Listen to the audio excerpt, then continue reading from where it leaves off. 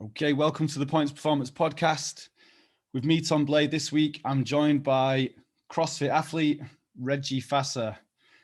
Morning, mate. How are we doing? Yeah, I'm good. How's the body feeling, mate? A bit rough after the past few days of training. I'm glad to rest day today, but brushed my teeth this morning, ready for this podcast. So give it some beans there. I appreciate your energy, mate. So you've it looks like you've been banging a couple of retests out as well the last some low week. Workout. Anxiety's been good as well. They weren't telling me to work out on Tuesday. I went out for a ride with Steve. I've been on my bike for ages, and we got quite addicted to it in the first lockdown. And the weather was beaming, cracking the pavement. So we're like, right, Steve, let's get out on the ride now. So we put 100k in before that fucking open workout, and I was on the last ride. I was like, Steve, you need to tell me what this workout is, mate. I was like, anxiety's all over. He's like, right. So I was guessing the workout. We're doing this fucking naughty little climb. I was guessing the workout, seeing the movements and that, and he's like, can't tell you, can't spill anything. Because supposedly Jack was going to tell me on the morning, and then I coughed up the climbs. He was like, I'll just tell you. And I was like, tell me then. I was fucking cranking this bike right close to him, putting that anxiety all over there. Then he's like, I'll tell you tomorrow. And it's fucking dreaming, mate. And then he went down the hill backwards. I was fucking wrecked. I was like, oh, fuck's sake. And then they told me in the morning that I'm buzzing. Yeah. And mate, if we were to think about a pair of movements to put together for you, like rowing and thrusters is best case scenario, isn't it, for showing how fit you are? Like it's, for some reason, you're a short lad, but you can row like you're 6 foot fucking 3 or something. So yeah, Americans how to bang it. Did it? Yeah, mate. Yeah. I was speaking to some of the lads, and I was saying, "Have you got any questions for Reggie?" And one lad said, "How does a fucking 4'11" lad win the rowing event at Wodapalooza?" It's like, fucking don't know. But yeah, class, mate. So a couple of things we're talking a little bit before we came on. Like last Open, there was the 3 lads at the top. There was Elliot, Zach, and David. And there was I think you said this yourself, like there was a little bit of a gap between you and those 3 lads. Yeah, they were on a different level. Like just like learning my body a bit. I felt like because that time I was doing it, I was working 5 days a week, and the fucking work what I had to do was fucking hard graft. Like I'd get to every bit out of me. Basically fucking graft for my money. And I was just like, my body was just wrecked halfway through the Open. I remember we're doing some training on the Wednesday, and still learning my body now. And I ended up pulling my calf on that. What workout was it? Was it the cleans and it was box jumps and cleans? I remember.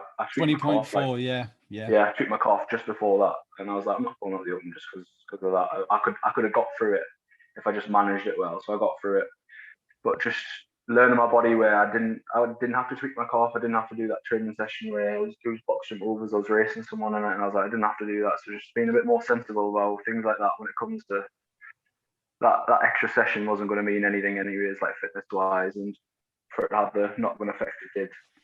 But that's saying that, like I still wouldn't have touched the top 3 in that year anyways. Like they were still on a different page, but little things like that at the top end of the game, it all adds up. Like so absolutely, because that one calf little strain over a year of training, and if you keep making those little mistakes, they really do add up. So yeah, it does. It's like the it's little, like your body telling you like you need a bit of rest, and fucking doing them 5 days of graft a week, going into the fucking training sessions. What you, my dad didn't understand how hard I just thought, so I just go to the gym and push some fucking weights. But I was like, no, Dad, I've got to fucking run intervals tonight, mate. And I was like, you can either do sub 140 or you don't do it at all. Do you know what I mean? He doesn't understand. So fucking trying to have that energy levels after graft, go and do a 3-hour session, fucking relentless, fucking hard work, mate. Yeah, and it's that sort of like fine line, isn't it, between you've got to be that sort of bloke who pushes themselves to where others won't go, but then at the same time, don't fucking snap yourself. Yeah. Remember a drunk conversation we had in Dublin the other year after Filthy 150, and I remember you shouting something to me like, we know what it's like to kill ourselves on rowing intervals. So I always giggle about that because it's like, yeah, Why? it's fucking true, isn't it? Fucking It's when true. that minute rest comes around so fucking quick, man. Oh, mate. I mean, I have a rule as well, like, you know, like in between the with at least 20 seconds to go, I've got to be strapped in, ready to go again mate, for the next one. I'm dialed in that last 20 seconds of the rest. I'm like, right, I'll like concentrate and bring my heart rate down. Everything's ready. I'm not rushing the first pull. Like, I'm just ready for that first 100 meters straight away, rather than being like, shit, 5 seconds to go, fucking strapping in, fucking getting in the position. But yeah, I mean, mate. Yeah, absolutely. Like those little habits, like being at your working paces within like 2 or 3 pulls and all that sort of shit. Yeah. It just adds up, doesn't it? It makes a massive difference. So I've seen obviously that you've been with Steve, you've got really, really strong training partners around you. Yeah. How has that affected everything over the last couple of months? For the past year, like you would have seen on Instagram, we've had this RVE group we've been going on, just like a group. I've stopped trying to figure out what the fuck that means, to be honest, mate. Everyone's gonna know, and I think next week we're bringing a video out what it means, like, so you'll know them, nice. Mate. It just means something to the group of lads that were in that group. Just a bit of motivation to keep going through the first lockdown and just pull all together. But like, someone was going to put like a lift in the group. I'll just get everyone set up for the day and give the same drive and same motivation to carry through the first lockdown, and then obviously where we are today. And it's just been fucking the group of lads that I've had around me is just fucking been unreal. Like, unreal, the support I get off them, and Jack and Steve, my coaches, and my mates, Mikey, Sammy, Bacon, all the lads in the group. Fucking, it's unreal. Like, the support what you get, it's what you need. You need to surround yourself around that type of people. Law of attraction, you know what I mean?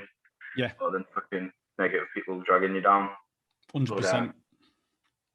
Yeah, it's fucking. That's what we needed in that lockdown, to plug some holes. We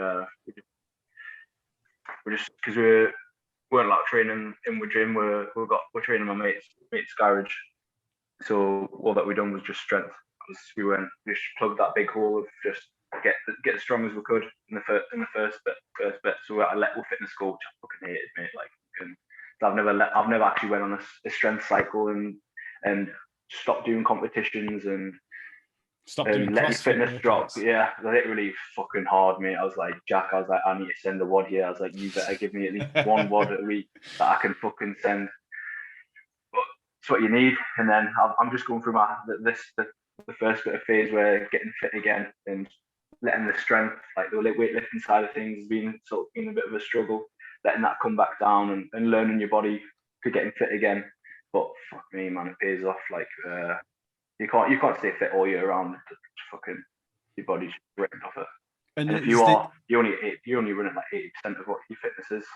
Yeah. You're never gonna, like, you're naturally fit. You're never gonna lose that fitness. Like, it's always gonna come back quick. So it's like, it's periodization, and you obviously really trust your coaches, and that's when that really gets put to the test. It's like, right, we're gonna stop doing CrossFit. I remember when Steve was like, look, mate, he's like, you need to sort your stability out in your snatch and your hips. So he's giving us all these like, lunge matrix and shoulder warm up, but being just in better positions for my snatch. And I was like, can't see it, mate. I was like, no way am I ever going to snatch 120. I was like, impossible, can't see it. And like, fucking numbers just started creeping, and just my bottom position was more solid. And he's like, it's coming. And then that day I snatched 120, mate. I was just like, it was euphoric. Like, it's fucking class. Weight lift off my shoulders. Yeah, mate. It was meant to see, because I was with you at Filthy 150 and I watched you snatch 105. And you know what I mean? Like, off the floor, mate, it looked like 50. Yeah. And then you could see it was the catch, and it was in your neck and your knees, wasn't it? Do you know what I mean? Like, when you caught it. And you could see that in your cleans and your squats that you've got loads of power and loads of leg strength. I've got the leg strength. Just putting that together. And then when you've got anxiety booting you all over, not getting out-snatched by some of the lasses in the comps. These days, when you've got fucking Sarah turning up the comps, nearly snatching 100 kilos, your fucking knees are clapping before you even fucking lifted the bar. Yeah. And because CrossFit's such a numbers game, innit? It's like, right, I can snatch and lift this much. Especially when you do them standard competitions, and then you do the warm-up area, and it's like, who's got the biggest stick? Like fucking people just showing off in the warm up area for the fucking kids to showing off. Just touch and going, like touch and going your max to warm warm up. You're like, oh, lush me, cheers. And you're there watching the girls like, please don't snatch 100. Please don't snatch 100. That's literally what I was like. Yeah, man. It's mad, isn't it? But mate, like, you know, you've got class eyes on you looking at what you need. You know, you've got a massive experience with Jack and Steve as well. Yeah. And I know that Steve's done the mentorship with Red Pill and Joust. Yeah. So, you know, he's obviously grown as a coach massively. And yeah, you're like they're a little experiment, really, aren't you? Do you know what I mean? Like guinea pig, that right? Send them on this, see how long you can survive. And I'm sure that the half a dozen lads that you've got round you, and Taylor as well, you train with, isn't it? Like I'm sure you've all leveled up massively. Yeah, we all dragged each other to that next level where we needed to be. Just being surrounded by like I've been on a training camp with Tay last month, 2 months ago now in January, and just that how professional she was on her daily routines. Like it's not just about training, not just about warm ups, it's just about nutrition and dialing little things in like that, going to bed on the right time, like building them good small habits. What add up in the long run. It's like you've got to learn how to be an athlete first, isn't it? Yeah, you've got to act better than what you are, and then that'll take you to that next level. So like sort of my nutrition out, what Tay did very well. Like wasn't eating enough protein on a day, and just getting through fucking work on just like shit food, but just getting loads of calories in so I had more energy at train at night time. Just little things like that. Being just dialed in a bit, just help massively. Yeah, and it's those little like things that you just do every day, every single day. Half an hour extra kip. Yeah. Making sure your protein's at a certain level, you're drinking enough water. I've been fucking dusting protein shakes left, right, and centre, mate. And honestly. Hey Tom, does he need to say fucking anymore? Have I thought? Just tell him, mate. Like 12 people listen to this. Boot it up. Or I'll boot it up. I'll bleep him out. Hey mate, as long as he's eating enough food, that's about as professional as we need him to be at the minute. As long as I'm eating enough food, that's about as professional as I need to be right now. He's undoing his professionalism. Professionalism. He's swearing. I actually swore quite a bit there. He's won everything. Is it? That's another one then, mate. You've got to start employing now. Watching you swearing. On there with books in the background. You know, swearing. Books in the background, man. Send any reason. Decoration, that Tom, is it? In the background. This? Oh yeah. All these books I haven't read. Yeah. Most of them are Harry Potter, mate. Honestly. So, is there any? You touched a little bit about work earlier. Obviously, you're making like the training sacrifices weren't there at that point because you had to graft. Like what's happened over the last lockdown then? Like what have you been able to make any sacrifices so that you can dedicate more time to training? Yeah, so like this year we're just going all in on CrossFit, mate. Like drop my work, sacrifice some financial side of things, but it's gonna be hard to get sponsors and you've got like 400 followers. Like we haven't got 20k, we're not giving you now. Do you know what I mean? Yeah. But just doing it off our own back, mate. Just see where we can go this year, and then just try and hopefully. Yeah, you can't really think about next year because you've got too much of a job to focus on what you're doing right now. And I think that whole social media Instagram game is a job in itself. Like, and if you do want to, you know what I mean? And the thing is, you can't really take pictures of yourself in a thong or whatever and get 20k followers. I wish. I'll be on OnlyFans, mate, if that was the case. Isn't it? And that's it, mate. Unfortunately, you're in the man's category. But yeah. So other than your Olympic lifts, your snatch, mate, also cleaning 180 kilograms is massive. I think I can only think of a handful of CrossFitters who've been at that sort of level. Strength cycle or whatever. Like, we done like a big front squat cycle, and it was ruthless, mate. Like I remember one of the hardest ones I done. It was every 2 minutes for 10 sets. it was like 5 front squats. Say that again. They Sorry, Reggie, were lad. absolutely clapping at the last. Was that It it? was every 2 Every two? minutes for 10 sets. Yeah, 5 reps at 135 front squat. I swear to God, mate, my knees were in fucking bits after that, just clapping together. But little things like that, when we done the front squat cycle, 6, 8 weeks, just pure, just squat, 3, 4 times a week. And we got what front squat quite big, and I was like, if I catch any clean here under 200 kilos, I was like, I'm standing it. Like, I said this day, I was like, I'm cleaning 180, mate, before the end of the year. And I remember it was we done a JST Super Saturday workout when we come out of lockdown. I think it was power cleans, and then it was build a warm up max clean after. Was it the bar muscle up workout? Yeah, it was that. That was it. I can't remember the rep scheme, but it was that.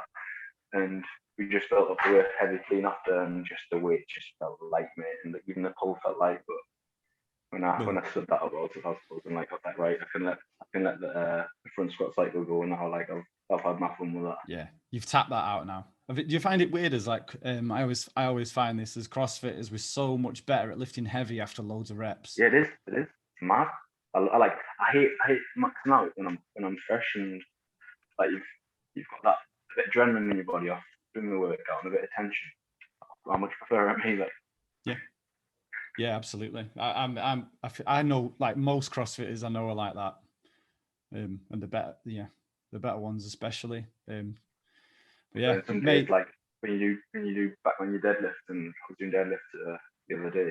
I remember holding up to 180, and I've clean this year, like it was horrendous.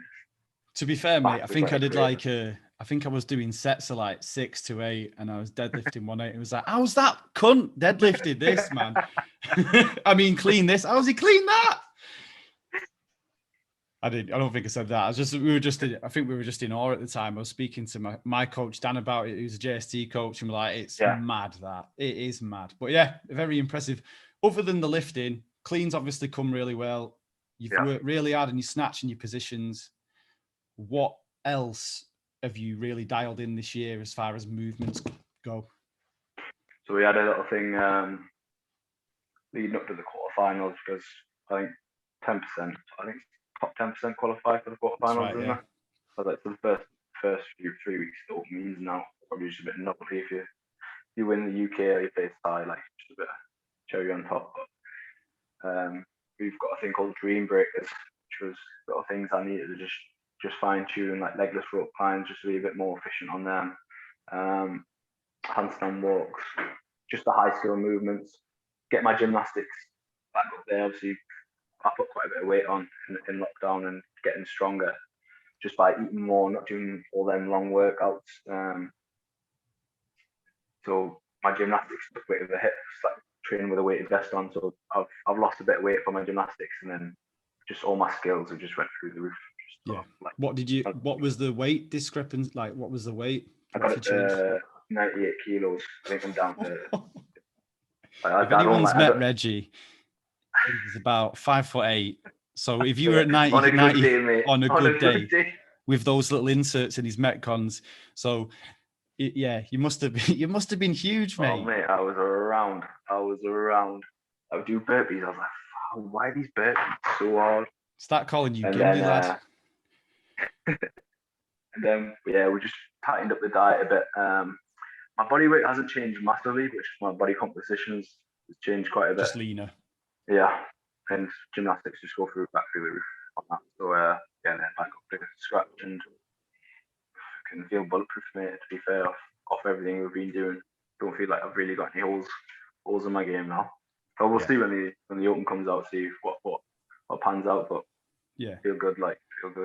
It's almost like sometimes with the Open, you hope, obviously you want to do as well as possible, but you do hope sometimes that you get exposed a little bit, because definitely. Like last time you learn, don't you? Don't do box jump over workouts when your calves are tired.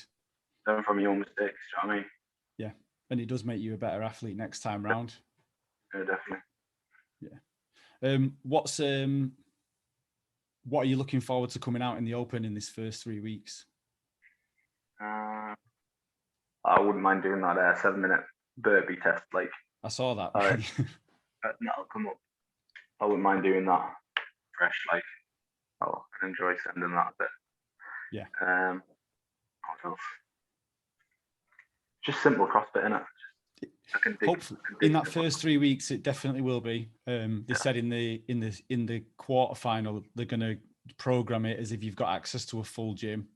Yeah, I've seen the equipment list. What you need for that, you need like GHDs, the squat racks, so it might be like a heavy lift, heavy front squat, heavy back squat, or a jerk from the rack. Yeah. You need GHD, rings, rope climb, just like the, what was it called? Was it advanced qualifiers or something? What the teens and the masters used to do? The age open group qualifiers. I think it's going to be a bit similar to that. Yeah, I thought my personal guess is that it's going to be like that, and you're going to have 4 workouts to do in a weekend. Of that so if you haven't got time to repeat them, you've just got to have a good strategy. Friday to Monday job. With a purpose. Yeah. Remember the thingy was like that, wasn't it? The qualifiers you did for we did for Filthy 150. It was like 2 a week. Yeah, it was hard. Them qualifiers were ruthless. Well, it was like the tough bit was that you'd get one on Monday and then you'd have another one to do on Friday. Like, relentless. It was back to back stuff. But I think that 4 workouts in 4 days is probably going to be pretty tough, and it's going to sound like they're going to be like more like regional style workouts, and doesn't it? Like with a max lift from the rack, GHDs and rope climbs. They're all sexy, movements that you don't see in the open. High skill. Yeah. High skill. That'll separate the pack, like. Yeah, absolutely, mate. And some people, I think that the criticism with the open sometimes is that, it is simple movements, and a big, strong guy can win the clean, and a super fit guy can win 7 minutes of burpees, and so on. Whereas with this, if you get the nice blend of it, it's just an opportunity to do something different as well, isn't it? And it suits the guys who can hit high skill movements. Yeah. And then for them repeats as well, like it doesn't allow someone to just smash 3 days off the track, try and get like a better score. You just got to just do one and done, I think. Yeah, I mean, I think if you can, at your position now, where you're touching the top 3 in the UK, your scores are gonna give you the luxury of just being one and done in the first 3 weeks. Yeah. And just having that confidence to be able to do that in the quarterfinals will be really important as well, to be like, right, that's my best effort. Yeah, not killing yourself. Yeah. I think we're treating the first 3 weeks of this open as a training camp, so we're not going to put any stress under the workout. We're just going to be like, right, let's do the workout for the day, get that hit, carry on with the rest of the training. It's not going to be big. We're not going to make a big deal out of it. We're going to do one and done, and then just crack on with the rest of the training. We don't need. Yeah, because you're at the stage you're at and where you want to get to, which is like July, August time at the games. Like, you've got to think you don't want to beat yourself up, and you still want to actually get better. You still want to improve, don't you, for another few months? Yeah. Definitely seen lots of people make that mistake of repeating things. Like, I remember when we were doing those IOQs, I remember some of the lads telling me like, oh yeah, I've done that DT one like 3 times. I'm like, how the fuck have you done that? Back peeling off 3 belts later. Mate. Horrendous that workout. Oh mate, that was the spine was just hanging out my mouth after that, mate. That big hang. I remember smoking the first 3 bars, like probably got to them. How would it go? Was it 40, 60? It was like 80, 84, and then it finished at 93, didn't it? It was like as many rounds as possible at 93. Yeah, I got through the first 3-4 bars so quick, and then the last bar, mate, I was deadlifts and singles. I was wrecked. Yeah. Proper hit me on. Like, considering like putting 2 belts on and that, like, is this allowed? I didn't usually wear a belt then as well. Like, I've only just started wearing a weightlifting belt. Like Jack was saying, you need to start belting up and using these accessories, like, because you're gonna put like 20 kilos on your lifts. And I was like, no way, mate. I was like, I can't get used to the belt. I was like, I didn't like it. I was like, it feels too tight on my body. I was like, I'm not doing it. And he's like, trust me, like, start wearing the belt. So start wearing the belt in the first lockdown. Fucking hell, mate. Like, score. Did you have to order a special one in for that fucking giggly right, chest? I just put 2 together. Literally, I've burst 3 belts, mate. I snapped 3 belts, then Reebok one, the shite. Oh, have you got like? Did you have like a Velcro one? Actually, snap the metal buckle on it. I'm getting that. Snap the metal Oh yeah. buckle. There's like there's like clasp ones now that you can get that like squeeze in. I wear a rogue one now. Honestly, mate, literally, I don't squat anything over 100 kilos without a belt. I've served my time with all the lifting with no belt. I'm using it to the best potential now. Like, Yeah, it's lush. you're in performance now though.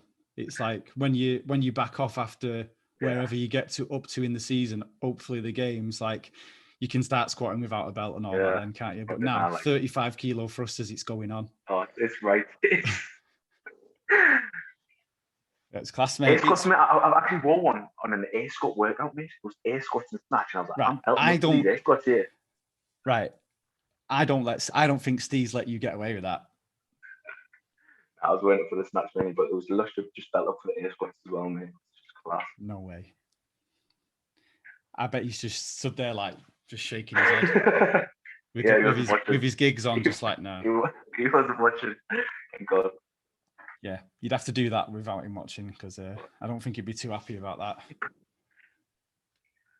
But yeah, brilliant. So rest days at the minute, mate. Like you've got you probably deloaded a little bit now, haven't you? So you're retesting a few workouts, deloading over the last few weeks. This week I've just had a low volume week, so we just had like one workout we've been hitting a day, a few strength and accessory stuff, but not crazy.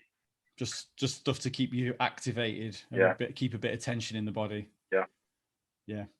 Are you starting to feel better? Are you starting to feel like you're waking up a bit more almost? Or Steve taught me about fatigue and super compensate and understanding your body, the super compensation level you get. So you need to just build up all that fatigue. So when you have that deload week off, your body gets even better from where it was, and it feels lush, mate. It feels like you've got cheats on it. It's class.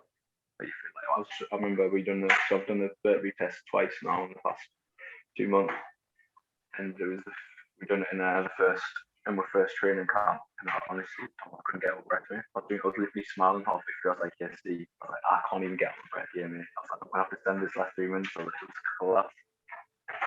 It feels good. It feels good when you train this hard and you trust the process and you actually have deload weeks rather than going in there sending yourself and because you crawl on the walls because you can't train. It feels lush, mate. It's really good. And like rest days now, I remember when I first started doing CrossFit, I didn't take rest days serious. I was crawling on the walls. I'd be like, right, I'll go and do some active recovery, and I'll just go and do something ridiculous for 2 hours, an hour and a half. And I wasn't active, and now I was active about it. And now when it comes to a rest day, mate, you've got to drag me to the gym to do something like proper drag me. I'll go out on the bike, but when it comes to like doing workouts in the gym, I was like, okay.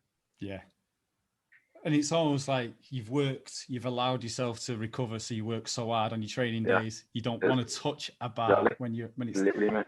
Yeah. Mate, if I go in coaching on a Sunday when the gym was open or anything like that, I'm like, oh, I don't even know how people train on a Sunday. It's like I don't get it. I'm like, how do you do that? Yeah, it's good. And it also as well because you've got these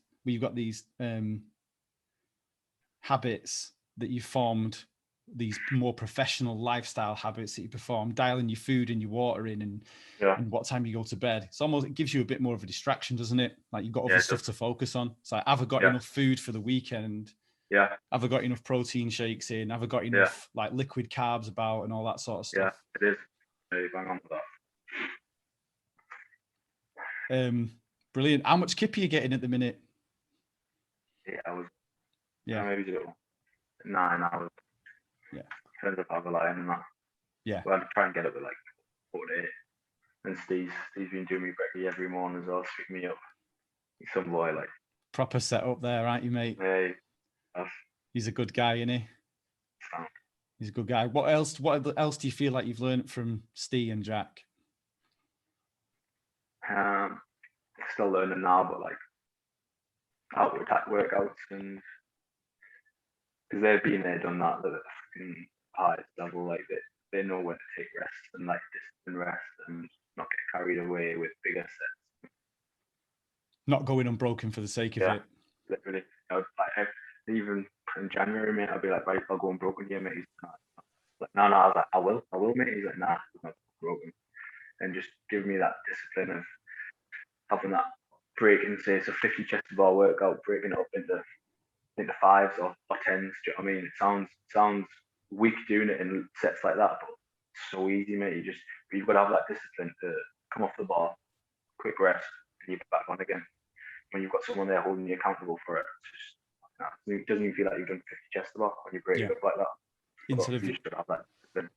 Instead of, I think that's one thing to take into the Open. Like, don't take movements to failure, especially when you've got another 12 minutes left. Yeah, like handstand. If you go failure on them, game like you're not coming away from that job. Remember that that one with the stricties, 19.3, and you'd see people jump up and do 8, 10, and you'd be like, well, that's max out. The max out the first set.